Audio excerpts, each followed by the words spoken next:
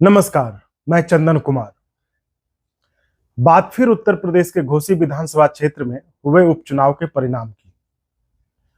जैसा कि मैं कहता रहा हूं और पिछले वीडियो में भी मैंने बताया था कि घोसी उपचुनाव परिणाम देश के संसद में सबसे ज्यादा 80 सांसद भेजने वाले राज्य उत्तर प्रदेश के वोटर्स के मिजाज के रूप में काफी कुछ संदेश दे रहा है। क्या चल रहा है उत्तर प्रदेश के वोटर्स के दिमाग में, उसका इशारा है घोसी विधानसभा उपचुनाव का परिणाम। पिछले वीडियो में बताया था मैंने कि विपक्षी गठबंधन इंडिया और सत्ताधारी एनडीए दोनों के लिए बहुत बड़ा संदेश दे रहा है घोसी उपचुनाव का रिजल्ट। और जो गठबंधन इस संदेश को समझकर इस पर काम कर लेगा वो आगे आने वाले चुनाव में विजय हासिल कर लेगा। खैर, वो क्या करते हैं उनका काम, हम बस अपने काम से मतलब रखें तो वही सही है। तो आते हैं अपने काम पर। इस वीडियो में हम विश्लेषण करेंगे घोसी में हुआ क्या, किसने किसको और किसने किससे वफादारी की तो किसने किससे गद्दारी की। जैसा कि पहले भी बताया कि मैं कोई निष्कर्ष नहीं निकालूंगा, यहाँ पे निष्कर्ष निकालना आपका काम है। फिर दोहरा दे रहा हूं, एक पत्रकार का काम निष्कर्ष निकालना नहीं बल्कि चीजों को जैसे है वैसे की स्थिति में आपके सामने रख देना है। तो पत्रकारिता के उसी सिद्धांत को हमेशा से फॉलो करता रहा हूं और इस वीडियो में भी उसे फॉलो करते हुए मैं आपके सामने सिर्फ वो चीजें और फैक्ट्स रखूंगा जिससे आपको अंदाजा लग जाए कि जमीनी लेवल पर चीजें कैसे मूव हुई और आप अपने हिसाब से जो निष्कर्ष निकालना हो वो निकालने के लिए स्वतंत्र हैं। चलिए फिर आते हैं मुद्दे की बात पर। तो पिछले वीडियो की बात को आगे बढ़ाते हुए इस वीडियो में हम आपको घोसी उपचुनाव के रिजल्ट के और डीप में ले जाएंगे। तो स्टार्ट करते हैं। घोसी में करीबन 4,20,000 वोट हैं, जिसमें से इस बार टोटल 2,17,380 वोट डाले गए इस चुनाव में। तो ये मैं कोई अपने मन से नहीं कर रहा, ये आप इलेक्शन कमीशन की वेबसाइट पर देख सकते हैं और ये अभी आपको स्क्रीन पर भी दिखाई दे रहा है। इसका मतलब उपचुनाव में जहां कुल वोटों की संख्या 4,20,000 है तो इस बार के उपचुनाव में आधे वोट ही पड़े।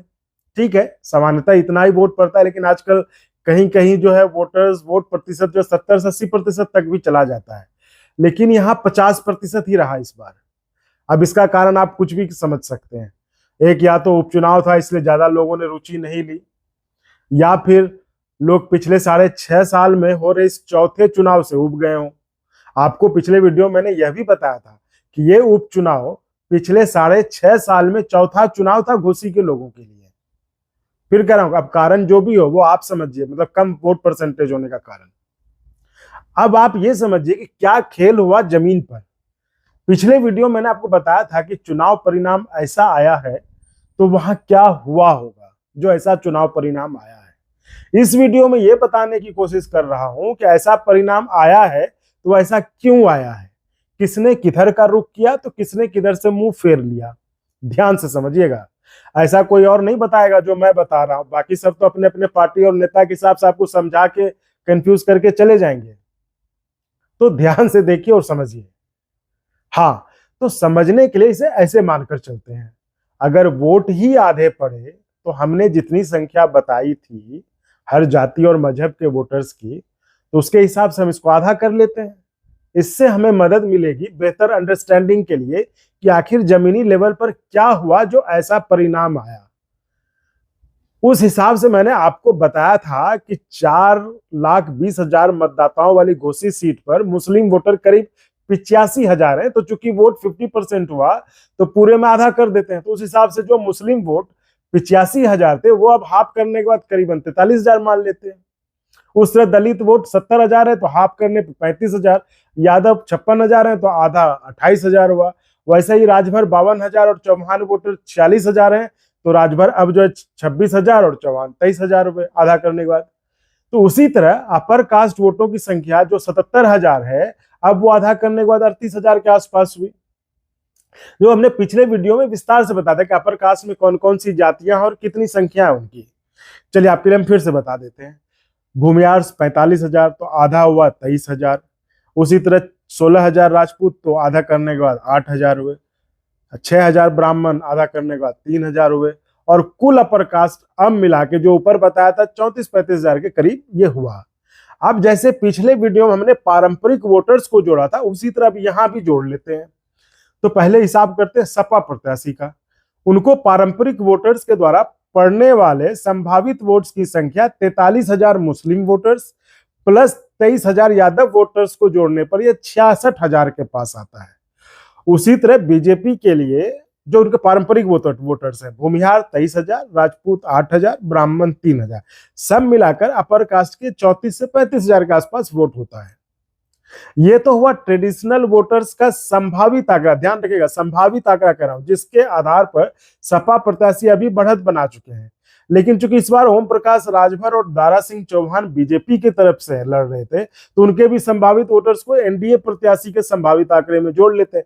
तो इस तरह से 35,000 और 26,000 राज्यों को 23,000 समुदाय के चौहान समुदाय वोट को जोड़ लेते हैं, तो ये 85,000 हो जाता है। इस तरह से जो एनडीए का है वो इंडिया गठबंधन के प्रत्याशी से बहुत ज्यादा है, यानी कि कैंडिडेट्स और पार्टी के पारंपरिक वोट्स के हिसाब से अनुमानित वोट जो मिलने थे दोनों प्रत्याशियों को वो ये रहे, बीजेपी को 85,000 तो सपा को 66,000 मिलने का अनुमान था, लेकिन हुआ इसके उल्टा।